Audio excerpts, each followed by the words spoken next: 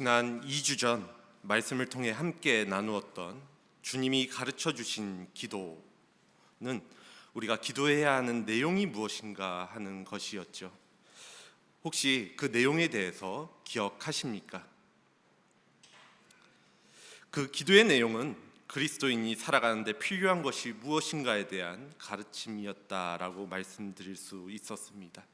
이에 기반하여 우리는 우리의 필요를 채우기 위한 수단이나 도구로 기도를 이용하는 것이 아니라 하나님과 우리가 아버지와 아들이라는 관계 속에서 인격적인 소통을 통하여 삶 가운데 하나님의 이름을 높이고 또 하나님의 통치하심이, 즉 하나님의 나라가 우리 가운데 임하여지기를 바라며 예수님의 재림으로 완성될 하나님의 나라를 구할 것을, 또 그리스도인으로서 나와 내 주변의 필요를 채워주실 것을 기도하고 우리가 매일 매 순간순간 짓는 죄에 대하여 기억하고 용서를 구함으로 죄에 익숙해지지 않도록 간구하며 또 사탄의 시험으로부터 흔들리지 않는 힘을 주시기를 언제나 기도로 구해야 함을 나누었던 기억이 있습니다. 이러한 주님이 가르쳐 주신 기도에 이어지는 오늘 본문 역시도 예수님께서는 기도에 대한 가르침을 이어가고 계십니다. 그래서 오늘 본문은 이렇게 시작을 합니다.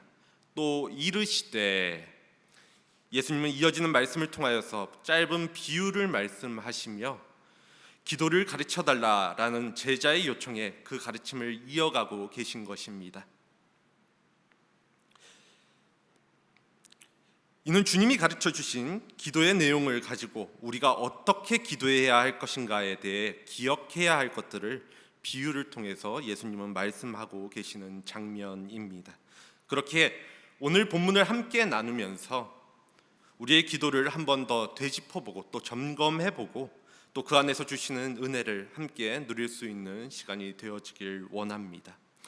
먼저 우리가 바른 기도의 내용을 알았다라고 한다면 다음으로 예수님의 가르침을 통해 우리가 기도해야 할 때 무엇을 기억해야 하는가? 그 첫 번째는 기도의 태도, 기도의 자세입니다. 본문 5절부터 8절까지의 말씀입니다. 또 이르시되 너희 중에 누가 벗이 있는데 밤중에 그에게 가서 말하기를 벗이여 떡 세 덩어리를 내게 구워달라. 내 벗이 여행 중에 내게 왔으나 내가 먹일 것이 없노라 하면 그가 안에서 대답하여 이르되 나를 괴롭게 하지 말라. 문이 이미 닫혔고 아이들이 나와 함께 침실에 누워 있으니 일어나 내게 줄 수가 없노라 하겠느냐. 내가 너희에게 말하노니 비록 벗됨으로 인하여서는 일어나서 주지 아니할지라도 그 간청함을 인하여 일어나 그 요구대로 주리라. 우리는 어떠한 태도로 기도해야 하는가에 대하여 8절에 나오는 단 한 단어로 요약할 수가 있는데 바로 간청함입니다. 8절 말미에 간청함을 인하여 그 요구대로 주리라 라는 말씀만 우리가 보았을 때 어떠한 생각이 드십니까? 우리는 간청한다 라는 이 단어를 기도할 때 때를 쓰고 또 졸라대며 심지어 협박까지 해가면서 내가 구하는 것을 받을 때까지 기도해야 한다라는 뜻으로 이해하는 경우가 있습니다. 저도 어렸을 때 수련회나 또 기도원에 가서 기도의 시간이 되어지면 이러한 말씀을 참 많이 들었던 기억이 있습니다. 간절히 네가 원하는 것을 기도하면 하나님이 남도 아닌데 들어주실 거야. 그러니까 때를 쓰고 또 악을 써가며 기도해봐 라는 식의 이야기 말입니다. 그런데 정말 오늘 예수님이 말씀하신 이 비유하신 말씀이 그런 뜻일까요? 이에 대하여 우리는 조금 더 들여다볼 필요가 있습니다. 본문의 비유에 등장하는 배경은 이러합니다. 한밤중에 이스라엘의 작은 마을에 여행 중인 한 사람이 한 친구의 집에 방문을 합니다. 당시 팔레스타인 지방은 낮에 태양이 너무 뜨거웠기 때문에 사람들이 뜨거운 더위를 피하기 위해 밤에 여행을 하는 일이 많았다고 합니다. 그런데 문제는 늦은 밤에 찾아온 친구가 약속되었거나 예상했던 방문이 아니었기 때문에 집주인은 방문한 친구에게 대접할 것이 없었다라는 것입니다. 우리나라도 그렇지만 유대인들은 손님이 방문했을 때 그들에게 풍족하게 대접하는 것을 아주 중요하게 생각을 했었는데 지금 자신의 집에는 준비해 놓은 게 먹을 것이 아무것도 없었다라는 것이죠. 그래서 이 사람은 다른 친구의 집에 가서 떡 3덩어리를 구워 달라고 간절하게 요청을 합니다. 당연히 한밤중이기에 이미 잠들어 있던 친구의 입장에서는 시간도 너무 늦었고 또 그 집에는 아이들도 함께 자고 있는 입장에서 친구의 이러한 행동은 분명하게도 예의 있는 행동은 아니었을 것입니다. 한밤중에 누가 와서 문을 두드리면 함께 자고 있는 아이들이 깰 수도 있고 또 잠을 자다 말고 일어나서 떡을 찾아준다는 건 역시도 보통 귀찮은 일이 아니기 때문입니다. 친구의 요청을 받은 사람 입장에서는 충분히 갈등할 수 있는 상황이라는 것입니다. 그러나 주님은 7절 비유의 끝에 반어법을 사용하여서 강한 긍정의 뜻을 표현하게 되어지는데요. 그러한 상황에서 7절 말씀입니다. 그가 안에서 대답하여 이르되 나를 괴롭게 하지 말라. 문이 이미 닫혔고 아이들이 나와 함께 침실에 누워 있으니 일어나 내게 줄 수가 없노라 라고 하겠느냐? 그렇지 않을 것이다 라고 말하고 있다라는 것입니다. 친구의 요청이 어지간해서는 불편하더라도 그렇게 요청하는 친구의 부탁을 거절하지 않을 것이라는 것이죠. 식구가 다 깨는 불편을 감수하고서라도 친구 사이인지라 반드시 일어나서 빌려줄 것이라고 구워줄 것이라고 말씀합니다. 그런데 이어서 8절 말씀을 보면 벗됨으로 인하여서는 일어나서 주지 아니할지라도 그 간청함을 인하여 일어나 그 요구대로 주리라 라고 앞선 7절의 내용과는 상충되는 듯한 의미로 예수님은 비유를 풀어주십니다. 이는 마치 친구 사이이기 때문이 아니라 끈질기게 간청하면 내키지 않는데도 귀찮아서라도 떡을 구워주는 것으로 이야기하고자 하심이 아닙니다. 우선 당사자를 벗이라고 표현했기에 언제든지 서로 도울 수 있는 관계라고 전제한 표현이라는 것이지요. 그래서 밤중에라도 찾아갈 수 있고 또 당연히 빌려준다라는 사실을 미리 밝히고 있습니다. 또한 그가 요청한 떡 3덩어리는 한밤중에 배고픈 이를 도우려는 너무나도 절실한 최소한의 요구이므로 떡을 꾸는 사람은 염치 불구하고서라도 찾아왔다라는 것입니다. 말하자면 잘 모르는 사람의 집이라도 가서 이러한 타당한 이유로 간청하면 들어줄 것이라는 의미이기도 합니다. 이러한 상황에 예수님은 친구라는 전제를 무시한다 하더라도 문 밖에서 간청함으로 구한다면 그것 때문에 일어나 그 요구를 들어준다라는 것이죠. 그렇기에 비유에서 예수님이 강조하려는 초점은 친구 사이인지의 여부가 아니라 그 요구가 정말로 들어주기에 합당한, 정말로 들어주지 않고서는 안 될 만한 그러한 간절한 진정성을 가졌느냐에 있습니다. 여기서 간절함이란 항상 그 내용의 진실함을 수반을 합니다. 여기 나오는 간절함이라는 말이 그래서 중요한데 성경에서는 이 단어가 이곳 한 곳에서만 등장하였고 또 사용되었기 때문에 조금은 해석하기가 어려운 단어이기도 합니다. 그런데 이 간청함에는 2가지 의미를 갖고 있습니다. 바로 담대함과 뻔뻔함입니다. 간단하게 생각하면 부끄러움을 모르는 상태를 의미합니다. 그래서 간청함은 부끄러움을 잊어버리고 간절하게 필요를 구하는 것을 뜻합니다. 예수님은 제자들에게 기도를 가르치면서 이 간청함을 강조하고 있는 것이죠. 부끄럽더라도 꼭 간절히 요청해야 할 사항이 있더라면 이것을 진심을 다해서 담대하게 말하라는 것입니다. 주면 좋고 아님 말고 그러던지 말던지 혹은 보험을 드는 것과 같이 이러한 태도로 기도하라는 것이 아니라 또는 막무가내로 나의 필요만을 바라며 때를 쓰듯 요청하는 것이 아니라 정말 필요한 일에 대하여 간절함으로 부끄러움을 내어버리고 기도하는 것이 필요하다라는 것입니다. 그렇게 이 말씀은 어떠한 요청이든 우리가 부끄러워하지 않고 체면을 차리지 않고 염치불구하고 대문을 두드리면서 내 필요를 채워달라고 졸라 하나님을 귀찮게 하면 하나님께서 그 기도를 들어주신다라는 뜻이 아니라는 것이죠.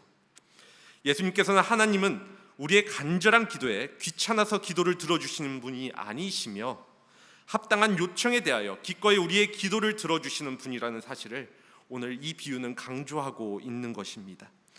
친구는 자신의 필요를 위해 부끄러움을 무릅쓰고 다른 친구의 집에 가서 떡을 요청한 것이 아닙니다.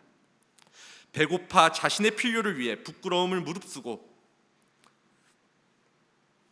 자신의 친구의 집에 가서 떡을 요청한 것이 아니라는 것이죠. 배고파하는 자신의 친구를 위하여 자신의 부끄러움이나 예의를 내려놓고 한밤중에 다른 친구의 집을 찾아간 것이라는 사실입니다. 그리고 이러한 요청에 대하여 떡을 가진 친구는 도와주지 않으면 안 될 그러한 상황을 알기 때문에 그것이 꼭 필요한 일이고 또 합당하기에 친구가 아니어도 그의 간청을 들어줄 것이라는 사실입니다. 또한 이러한 간청함은 기도를 쉽게 포기하지 말라는 의미이기도 합니다. 기도를 중도에 그만둔다라는 것은 냉정하게 말씀드리면 응답을 포기하거나 기도에 대하여 간절함이 없기 때문입니다. 물론 때로 우리는 꼭 필요한 또 합당한 우리의 기도에 대하여 침묵하시는 하나님을 경험할 때도 있습니다. 하지만 하나님이 내 기도에 응답하지 않으시는 것처럼 보일 때에도 우리는 기도를 쉬지 않아야 합니다. 우리가 이해할 수 없는 하나님의 침묵 앞에서 좌절하지 말라는 것, 중단하지 말아야 할 것을 오늘 말씀은 간청함으로 기도하라라고 말씀하고 있는 것입니다. 성경에 하나님이 침묵하시는 이야기가 종종 등장하지요. 심지어는 예수님이 십자가에 달리시기 직전에 겟세마네 동산에서 기도하실 때에도 하나님께서는 침묵하셨고 십자가 위에서 예수님이 왜 나를 버리시느냐고 절규하실 때에도 하나님은 침묵하셨습니다. 그런데 이러한 하나님의 침묵에는 다 이유가 있습니다. 다만 우리가 그 이유를 알지 못할 뿐, 하나님이 우리의 기도에 응답하시지 않으시고 또 우리가 기도하는 것을 들으시지도 않으시는 것처럼 보일 때에도 하나님께서는 우리의 기도를 외면하지 않으시고 듣고 계신다라는 사실입니다. 이처럼 하나님께서는 합당한 우리의 기도를 언제나 기꺼이 들어주시는 아버지이시니 간절히 기도함으로 또 응답을 받도록 하라고 예수님은 오늘 비유를 통해서 말씀하고 있다라는 사실입니다. 우리는 담대하게 하나님 앞에 나아갈 수 있습니다. 하나님 앞에 끈질기고 또 적극적으로 구할 수 있는 권리가 그분의 자녀된 우리에게는 있다라는 것입니다. 그렇기에 간청함은 우리가 가지고 있는 놀라운 특권이며 기도에 대하여 우리가 가져야 할 태도라는 사실을 기억하시길 바랍니다. 그러면 우리가 왜 이러한 태도로 기도해야 할까 생각해 보게 됩니다. 우리가 이렇게 간청함으로 기도해야 하는 것은 약속이 있기 때문입니다. 이것이 우리가 기도할 때 기억해야 할 것 그 두 번째입니다. 우리가 기도할 때 기억해야 될 것 그 두 번째는 바로 기도의 약속입니다. 본문 9절 10절입니다. 내가 또 너희에게 이르노니 구하라 그리하면 너희에게 주실 것이요 찾으라 그러면 찾아낼 것이요 문을 두드리라 그러면 너희에게 열릴 것이니 구하는 이마다 받을 것이요 찾는 이는 찾아낼 것이요 두드리는 이에게는 열릴 것이니라. 여기 9절에 3번이나 반복되는 말이 있는데 바로 그러면입니다. 이 그러면이 바로 기도의 약속에 대한 표현입니다. 그렇게 우리가 드리는 모든 기도에는 이 그러면이 있습니다. 우리가 기도하면 그러면 그 다음이 따라온다라는 것입니다. 우리의 기도가 단순히 무언가를 요청하는 것으로 끝나지 않는 것은 기도에 대한 분명하신 하나님의 약속이 있기 때문입니다. 하나님이 기도를 직접 들으시고 응답하신다는 약속이 있다라는 사실입니다. 오늘 본문 속에서 예수님이 말씀을 하십니다. 구하라 그러면 너희에게 주실 것이요 찾으라 그러면 찾아낼 것이요. 문을 두드리라. 그러면 너희에게 열릴 것이니. 여기 세 개의 명령이 있죠. 모두 현재형으로 반복되어서 이 일을 해야 함을 분명하게 명령하고 있는 표현인데요. 계속 구해야 하며 계속 찾아야 하며 계속 두드려야 한다라는 것입니다. 세 명령을 하나씩 살펴보면 먼저 구하라 하는 것은 신분이나 지위가 낮은 사람이 높은 사람에게 부탁할 때 사용하는 표현입니다. 우리가 높으신 하나님께 합당한 자세로 기도해야 함을 말하고 있는 것이죠. 또한 찾으라 하는 것은 하나님을 찾는 것, 더 정확하게는 조금 더 구체적으로는 하나님의 뜻을 찾는 것을 의미합니다. 구하는 것이 입으로 구하는 것이라고 한다면 찾는 것은 발로 찾아다니는 것을 뜻합니다. 그렇기에 찾으라는 말씀은 입으로 기도한 것을 얻기 위하여 적극적으로 행동하며 찾아다니며 실천해야 함을 말씀해 줍니다. 즉, 그 뜻을 알고 행하는 것을 의미한다라는 것입니다. 그리고 문을 두드리라라는 것은 인내함으로 간구하는 것을 의미합니다. 열릴 때까지 문을 두드리는 것, 끈질기게 적극적으로 기도하라라는 것입니다. 그래서 이 세 개의 명령을 간단하게 정리를 하면 하나님의 뜻에 따라 합당한 자세로 끈질기게 쉬지 않고 기도하라라는 것입니다. 우리가 이렇게 기도할 때, 또 이렇게 기도했을 때, 그러면 하나님께서는 반드시 그 기도에 응답하시기를 약속하신다라는 사실입니다. 우리가 아버지께 구하면 그러면 받을 것입니다. 우리가 아버지의 뜻을 찾으면 그러면 찾을 것입니다. 우리가 끈질기게 문을 두드리면 그러면 아버지께서 문을 열어주실 것입니다. 그래서 기도는 우리가 하나님의 역사하심을 볼 수 있게 만듭니다. 기도에 약속이 있기 때문에 기도가 무엇인가를 변화하게 바꾸게 만드는 것입니다. 기도가 변화를 가져오고 또 하나님의 능력을, 하나님의 함께하심을 경험하게 하는 것입니다. 하나님은 기도를 통해서 그 섭리 가운데 선하신 뜻을 이루십니다. 그래서 우리가 이 약속을 신뢰하며 기도할 때 변화를 경험하게 될 것입니다. 그것은 어떠한 상황이 될 수도 있습니다. 우리가 기도할 때 하나님께서는 상황을 바꾸시는 경우도 있을 것이고, 혹은 그것이 나의 마음의 변화일 수도 있습니다. 상황이나 환경은 변하지 않지만 우리가 기도할 때 주님이 더 기뻐하시는 마음으로, 더 주님이 원하시는 모습으로 나의 마음을 바꾸시는 경우도 있을 것이라는 것입니다. 우리의 기도가 때로는 아무것도 아닌 것 같고 별 의미 없이 보일 때도 있고 종교적인 의무처럼 생각될 때도 있습니다. 하지만 그럴 때라도 분명하게 기억하시기 바랍니다. 기도에는 약속이 있음을 말입니다.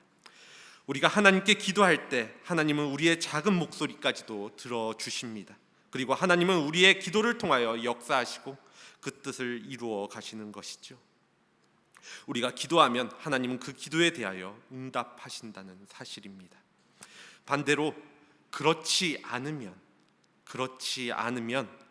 즉 우리가 기도하지 않으면 아무런 약속도 없고 그 응답 역시도 당연히 없다라는 말이기도 합니다.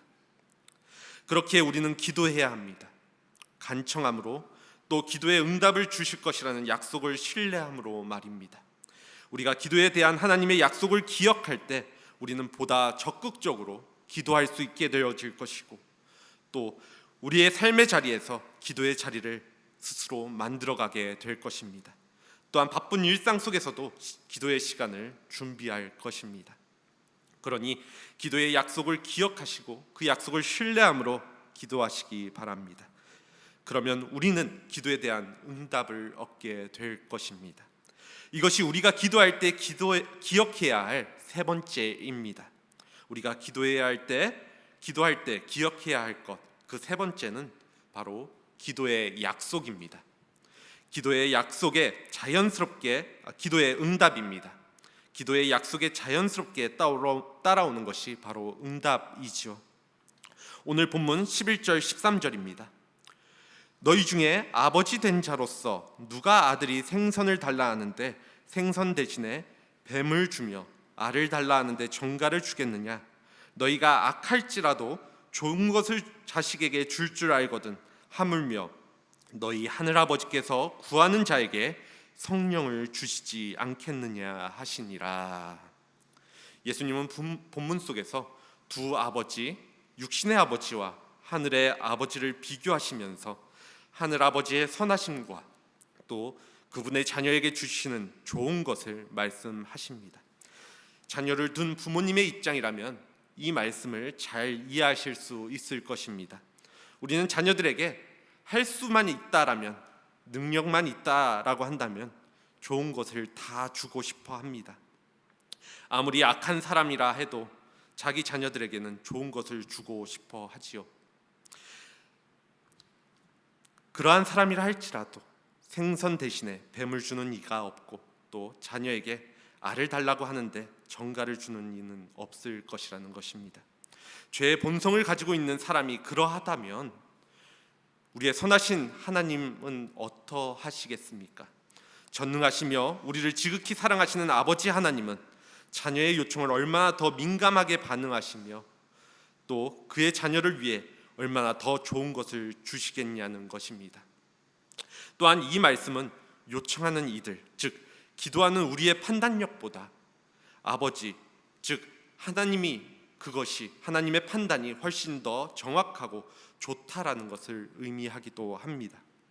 즉 기도하는 우리가 잘못 구할 수 있어도 하나님께서는 그 잘못된 것을 주시지 않으시고 반드시 좋은 것을 주신다라는 것이죠. 이는 우리에게 유익한 것은 하나님이 더 잘 아시고 기도한 대로보다 더 유익한 것으로 응답하신다라는 것을 의미하기도 합니다.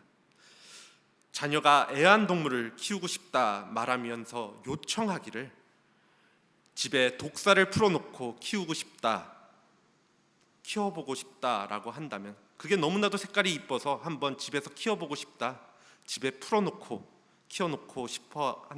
키우고 싶다 한다면 어떤 부모가 허락해 줄까요? 자녀의 요청에 대하여 부모라면 적어도 안전한 사육 환경 안에서 그 뱀을 키우게 하든지 아니면 다른 동물을 키우게 할 것입니다. 이는 분명하게도 독사를 집에 풀어놓고 키우는 것이 자녀에게는 좋은 것이 될 수 없기 때문이라는 판단이 부모에게는 있기 때문입니다. 자녀에게는 그 필요를 채우며 무엇이 더 유익한지에 대하여 어린 자녀보다는 부모가 더 잘 알고 있다라는 것이죠.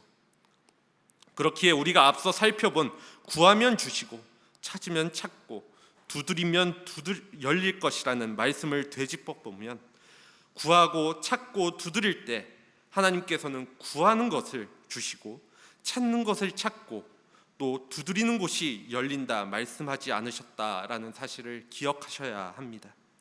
나의 간절한 기도라 할지라도 또 갈급히 필요한 기도라 할지라도 때로는 내 구함과는 다른 것을 하나님께서는 주시고 내가 찾고자 하는 것과는 다른 것을 찾게 되고 또 내가 두드리는 문이 아닌 다른 문을 열어주실 때도 있다라는 것입니다.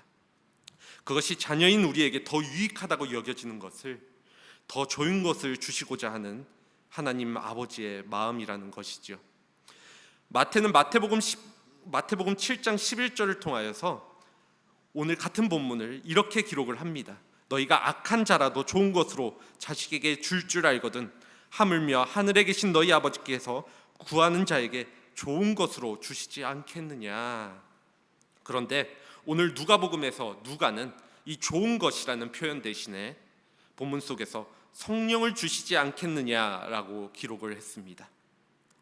하나님께서 그의 자녀에게 주시는 가장 귀하고 좋은 선물은 성령이라는 것입니다. 즉 성령은 하나님이 우리에게 주시는 가장 좋은 기도의 응답이라는 사실입니다. 여기까지만 들으시고 조금만 생각을 해보면 의아해 하시는 분들 계실 줄 압니다. 성령은 예수님을 믿으면 받는다, 주신다라고 하셨는데 기도할 때 믿는 우리에게 성령을 주신다라는 것은 무슨 의미인가 하는 것입니다. 물론 우리는 그리스도인으로서 예수 그리스도를 믿을 때 성령을 받은 자들입니다. 즉 이미 성령님께서는 믿는 우리 안에 내주해 계시기 때문에 기도할 때 성령을 따로 받는다라는 것은 어폐가 있습니다. 그렇기에 기도할 때 그 응답으로 하나님이 판단하시기에 좋은 것, 즉 성령을 주신다라는 것은 성령의 인도하심을 주신다라는 것을 의미합니다.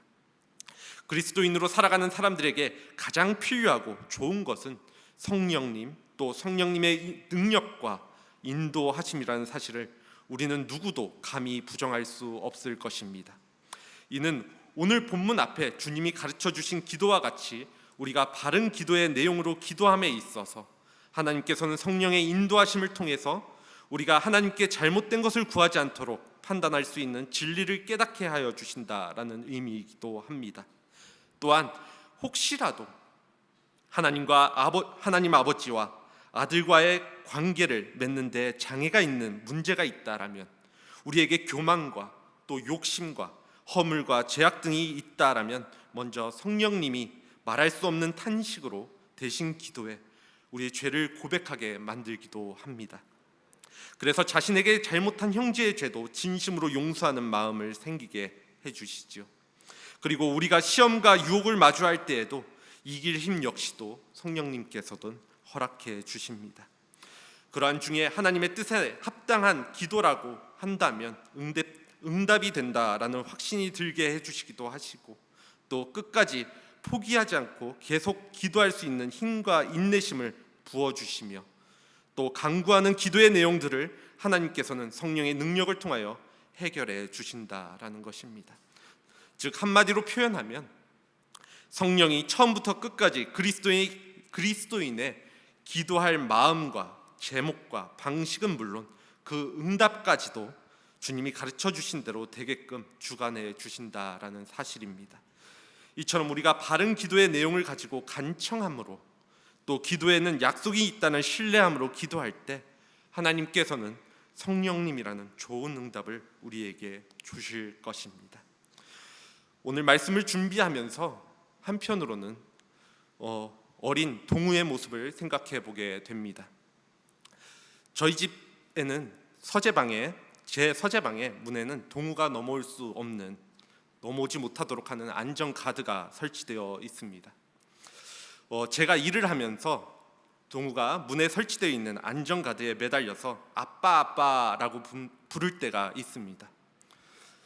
보통 자기가 필요한 것을 요구할 때나 혹은 놀다 다쳐서 어디가 아플 때, 도움이 필요할 때인데, 제가 일을 하거나 또 등 돌리고 책상에 앉아서 컴퓨터를 하고 있으면 등에 대고 쉬지 않고 불러댄다라는 사실입니다. 그것이 어느 정도이냐 하면, 혹여나 자기 목소리가 또 자기의 말이 분명하지 않아서 안 들리는 것 같으면, 제가 돌아보지 않으면 있는 힘을 다해 고개를 숙여가며 그 가드에 매달려 엎드려서 부른다라는 것이죠. 아니, 부른다라는 표현보다는 부르짖는다라는 표현이 맞을 정도로 힘을 쓰며 목이 쉬도록 힘을 써가며 소리를 지릅니다. 돌아볼 때까지 말입니다. 그러면 제 입장에서는 돌아보지 않을 수가 없습니다. 왜 그럴까 생각해 보면 당연합니다. 의지할 곳이 자기 아버지라는 사실을 알기 때문에, 또 아버지 외에는 자기의 문제를 누구도 해결해 줄 수 없다라는 믿음과 그 신뢰가 저 어린 동우에게는 있기 때문일 것입니다. 적어도 아직까지는 말입니다. 이러한 모습을 보면서 우리의 기도에 대해서 생각해 보게 됩니다. 우리는 얼마나 합당한 기도를 하고 있으며 그에 대하여 간절하게 매달려 기도하고 있는가? 우리는 기도할 때 하나님께서 좋은 것을 주실 것이라는 믿음과 확신이 그 안에 분명하게 있는가 하는 것입니다. 하나님은 이기적이고 속 좁은, 또 무능하며 힘이 없는 아버지가 아니십니다. 너무나도 바빠서 자녀의 말을 들어줄 수 없는, 시간이 없는 그런 아버지도 아니시며, 쉽게 화를 내고 자녀에 대해 무관심한 아버지도 아니십니다. 그분은 자상한 아버지이시며 또 자비하신 아버지이시지요. 자녀에게 무엇이 필요한지, 무엇이 가장 유익한지 잘 알고 계시고, 누구보다도 우리를 이해하시고 또 사랑하시는 아버지이시며 자녀를 위해서 기꺼이 가장 좋은 것을 주시는 아버지이십니다. 그렇기 때문에 우리는 자녀로서 아버지께 간청할 수 있습니다. 그리고 기도할 수 있습니다. 아버지의 선하심을 의지하고 약속을 신뢰함으로 말입니다. 이것이 하나님을 아버지라고 부를 수 있는 우리 그리스도인들, 우리 기독교인들의 특권입니다. 물론 때로는 기도의 응답이 우리의 기대와는 다를 수 있죠. 내가 원하는 것과는 다른 결과가 주어질 때도 있습니다. 그래서 우리가 기도하기를 멈추기도 하고 또 기도하면서 때로는 실망하기도 할 때가 있으셨을 것입니다. 하지만 하늘 아버지는 우리에게 언제나 가장 좋은 것을 주시는 분이심을 기억하시기 바랍니다. 그분의 무한하신 지혜 가운데 무엇이 가장 좋은지 아시고 그분의 섭리 가운데 그 뜻에 따라 우리의 기도를 신실하게 응답하실 것입니다. 계속하여 말씀드리지만 우리도 자녀에게 좋은 것을 줄 아는데 하물며 하늘의 아버지는 어떠하시겠습니까? 사랑이 한이 없으신 아버지께서 자녀에게 또 자녀를 위해서 무엇을 아끼실 수 있을까요? 사도 바울은 로마서 8장 32절을 통해서 이렇게 이야기를 합니다. 자기 아들을 아끼지 아니하시고 우리 모든 사람을 위하여 내어주신 이가 어찌 그 아들과 함께 모든 것을 우리에게 주시지 아니하겠느냐. 하나님은 우리를 위해 하나뿐인 아들까지도 아끼지 않으셨던 분이십니다. 가장 값진 것, 가장 큰 대가를 하나님께서는 우리를 위해 지불하셨습니다. 하나님께서 우리를 그만큼 사랑하시는데 하나님께서 무엇을 더 아끼실까요?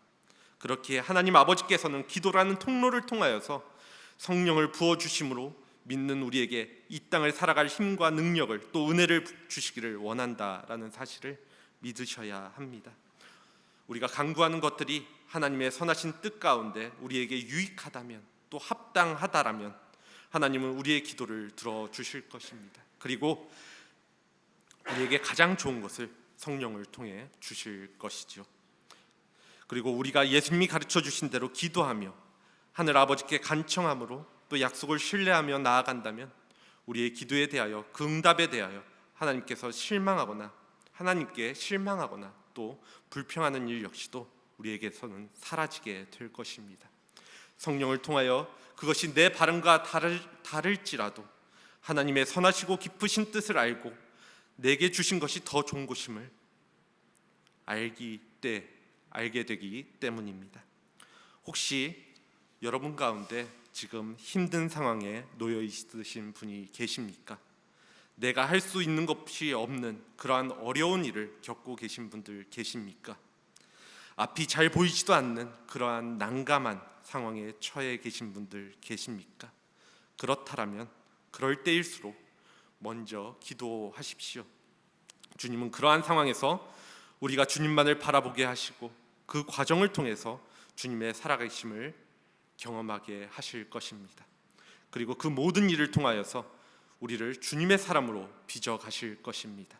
주님이 나를 사용하시기에 더 합당한 모습으로 다듬어 가신다는 것입니다. 그리고 그 힘든 시간이 지나고 나면 우리는 분명 주님이 하셨다라고, 주님이 나의 도움이시라고, 내 삶에서 주님이 함께 하시고 역사하셨다라고 고백하게 될 것입니다. 그렇게 우리는 주님만 의지할 수밖에 없는 광야에서 주님을 더 깊이 만나게 될 것이고, 그리고 그때 우리는 기도를 더욱더 배우게 될 것입니다. 혹시 이렇게 말씀드리는데도 아직도 기도의 필요성을 못 느끼신다면 내가 아니더라도 나의 자녀들과 나의 가족들을 생각해 보시기 바랍니다. 그리고 우리 교회를 생각해 보십시오. 또 우리 지역을, 또 우리 나라의 상황들을 생각해 보시기 바랍니다. 기도해야 할 일들이 우리에게는 너무나도 많이 있습니다. 하나님의 은혜가 필요한 곳이 너무나도 많이 있고, 또 무엇보다도 부족한 나 자신을 볼 때 기도할 내용이 정말 무수히 많음을 고백할 수밖에 없을 것입니다. 그러니 우리는 기도를 쉬지 말아야 한다라는 것이죠. 저는 분명하게 말씀드릴 수 있습니다. 오늘도 누군가 영원한 사망에서 건짐을 받아 영원한 생명을 얻게 되어지고 또 누군가 삶이 바뀌어지며 누군가는 더 주님 닮은 모습으로 변화되며 계속해서 우리 주변에 하나님의 역사하심이 나타나는 것은 모두 다른 누군가의 기도 때문입니다. 서로가 서로를 사랑하는 모습, 또 섬기는, 또 봉사하는 모습, 우리가 하나님을 높이며 영광을 돌리는 모습, 하나님의 나라가 확장되어지는 모습, 누군가 주님의 사랑에 감격하여 눈물을 흘리고 또 다른 누군가가 죄를 회개함으로써 잘못으로부터 돌이키고 누군가가 하나님의 임재 앞에 무릎을 꿇는 일들이 우리 가운데 일어나지기를 바라지는 않으십니까? 저는 정말 이러한 일들이 계속해서 우리 주변에 일어나기를 바라고 또 특별하게 우리 교회가 계속해서 이 일을 함께 경험하기를 원합니다. 우리의 기도를 통하여 하나님께서는 우리 교회 가운데 계속 역사하기를 원합니다. 그리고 그러기 위해서 함께 기도할 수 있기를 원합니다. 내 욕심이 아니라 하나님의 뜻이 아니라 하나님의 뜻이 우리 가운데 이루어지도록, 나 자신이 아니라 하나님의 영광이 우리 가운데 드러나도록, 또 주님만이 높임을 받으시도록 간청함으로 간절함의 태도로 하나님의 약속을 신뢰하고 믿으며 또 기도의 응답을 기대하며 기도하자는 것입니다. 그럴 때 하나님은 그분의 선하신 뜻을, 그분의 기뻐하시는 뜻을, 그분의 온전하신 뜻을 성령을 통하여 우리에게 이루어 가실 것입니다. 함께 기도하겠습니다.